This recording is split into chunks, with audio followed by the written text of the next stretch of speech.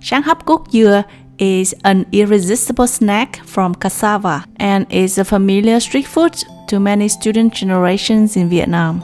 It comprises of cassava cooked in creamy coconut milk and topped with shredded coconut and a sweet and salty nut mix, which is full of enticing flavors and textures. Let's learn how to make it at home. Oh yeah! Helen's recipes. Peel and soak cassava in cold water overnight to remove the toxins and then cut into bite-sized pieces. Transfer to a saucepan filled with enough water to cover. Bring to a boil and cook for about 5 minutes. Then dump out the water to remove the toxins. Add 400 ml of coconut juice, 100 ml of coconut milk. Tie a few pandan leaves into a knot and drop to the pot to add more fragrance.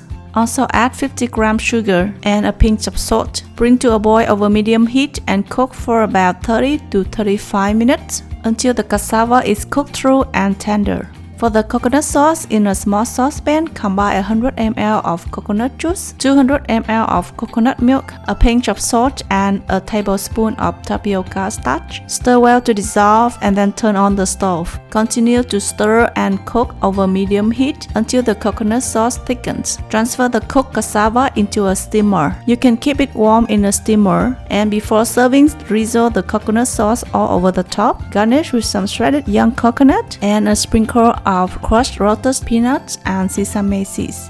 Because the cassava is cooked long enough in the coconut and sugar mixture, it turns rich, glutinous, and fragrant, really tasty. Such a simple but amazing snack. If the dish brings back some good memories of you, don't forget to click like and subscribe. Share with your friends this video, and I will see you then next time. Bye!